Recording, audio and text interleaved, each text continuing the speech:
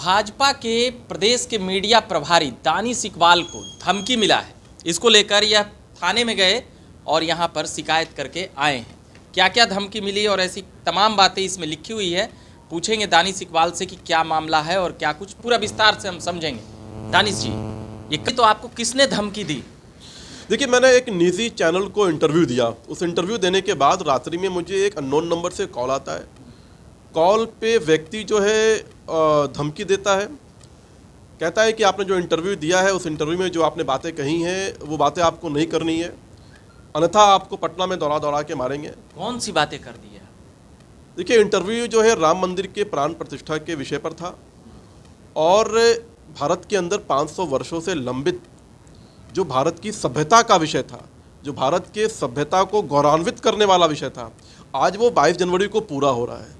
तो हर एक भारतीय जो भी इस धरती पर है, चाहे वो कहीं भी हो, जो सनातनी है, जो भारतीय परंपरा, भारतीय सभ्यता से आता है, वो सब लोग आज खुश हैं। लेकिन कुछ ऐसे लोग हैं जिनको राम मंदिर के निर्माण से जो है दुखी हैं, जिनको तकलीफ़ है, वो विदेशी लोग हैं, वो विदेशी ताकतें हैं, वो विदेशी सोच है। इस सबको तो धमकी नहीं मिल रहा है, खाली आप ही को स्पेशली मिल रहा है। क्या मुसलमान होने का आपको इस वजह से मिला है? नहीं, मैं नहीं जानता हूँ किस वजह से मिला है, लेकिन मैं इतना जानता हूँ कि इस देश के अंदर कुछ जिन्ना के विचारधारा के लोग हैं, कुछ छोटे छोटे पॉकेट पाकिस्तान के रूप में इस देश के अंदर रहते हैं, जो रह कर अपनी राजनीतिक वजूद को तलाशते हैं और उस प्रकार की बातें करते हैं। उसी का नतीजा है कि जब राम मंदिर का निर्माण हो रहा है, आज देश के अंदर गौरव का क्षण है, प्रसन्नता का विषय है, सब लोग, सभी समाज के लोग खुश हैं, तो कुछ ऐसे लोग हैं जिनको तकलीफ़ है, तो इस बात को जो है वो जाहिर कर रहे हैं धमकी दे करके। क्या वो किसी पार्टी से जुड़े हुए हैं? उनका नाम क्या है, ऐसा कुछ बता सकते हैं?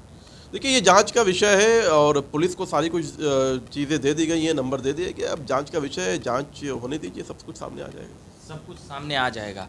और भी कुछ कहेंगे राम मंदिर को लेकर, आपकी राय, विचार और ऐसी तमाम बातें? देखिए, राम मंदिर जो है हर एक के भारतीय संस्कृति और सभ्यता से जुड़े लोगों के लिए बहुत इम्पोर्टेंट है, क्योंकि राम सिर्फ एक मज़हब तक सीमित नहीं है। राम भारत की सभ्यता है, राम भारत की संस्कृति है, और जो भी व्यक्ति इस देश के अंदर अलग पूजा पद्धति को अपनाता है, हमारी पूजा पद्धति अलग हो सकती है, लेकिन हमारी संस्कृति, हमारी परंपरा, हमारी सभ्यता, हमारे पूर्वज अलग नहीं हो सकते। तो इसलिए मैं कहता हूँ कि भगवान राम का जो आदर्श है, भगवान राम का जो जीवन है, भगवान राम का जो त्याग है, तपस्या है, उस संदेश को हमें आगे लेकर के जाना है, उस संदेश को हमें आने वाले जनरेशन को देना है। इसलिए देना है कि दो परंपरा रही, एक बाबरी परंपरा थी और एक भगवान राम की परंपरा, और दोनों परंपरा में 4 भाई थे। बाबरी परंपरा में भी 4 भाई, औरंगजेब, दारा शिकोह, उसका एक और भाई था मुराद और शुजा। इधर भी 4 भाई थे, राम, लक्ष्मण, भरत और शत्रुघ्न। एक तरफ एक भाई अपने भाई का खरौन रख करके उसको सत्ता को सौंपने के लिए, उसको शासन व्यवस्था उसको देने के लिए उसका इंतजार कर रहा है, और दूसरी तरफ एक ऐसी परंपरा है जिस तरह औरंगजेब ने अपने बड़े भाई दारा शिकोह का सर कलम कर देता है, बाकी बचे तीनों भाई को वो मार देता है। किस लिए? सत्ता को हासिल करने के लिए, सत्ता हथियाने के लिए। क्या यही सब बातों और से ये जो संदेश है, आप क्या चाहते हैं, या मैं इस देश के मुसलमान कौम से पूछना चाहता हूँ कि आप अपने घर में, अपने परिवार को, अपने बच्चे को क्या संदेश देना चाहेंगे? भगवान राम का जो त्याग है, तपस्या है, न्याय है, मर्यादा है, वो संदेश देना चाहते हैं, या बाबरी परंपरा का बलात्कार, लूट, हत्या, हरम वाला व्यवस्था देना चाहते हैं आप अपने बच्चों को? आपको डिसाइड करना है।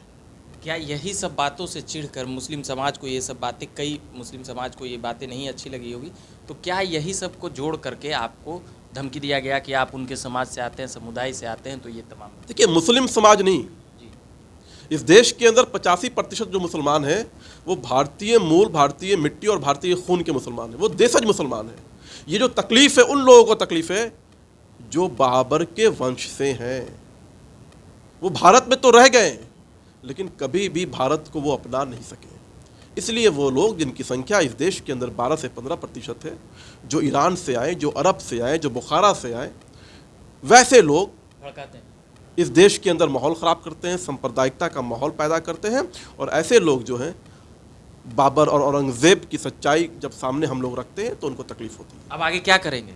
थाना में गए हैं, अब नहीं केस करना, देखिए करना क्या है, हम लोग तो राष्ट्रवादी लोग हैं, किसी पे शक, कोई हम लोग विपक्षी तो- पार्टी हम लोग नेता तो दल? जो है काम करने वाले लोग हैं और काम कर रहे हैं, जनता के बीच में काम कर रहे हैं। भारतीय जनता पार्टी लगातार काम कर रही है। 2024 का चुनाव आने वाला है, 25 का चुनाव आने वाला है, हम लोग जनता के बीच में हैं। मोदी जी की जो गारंटी है, मोदी जी के 10 साल के जो कार्यकाल हैं, जो लोक कल्याणकारी योजनाएं रही हैं शोषित, वंचित, दलित, पिछड़े, अति पिछड़ों के लिए, उसको हम लोग लेकर के जो है रिपोर्ट कार्ड लेकर जनता के बीच में जा रहे हैं। और 24 में भारतीय जनता पार्टी 40 की 40 सीट जो है लोकसभा की बिहार में जीतने वाली है।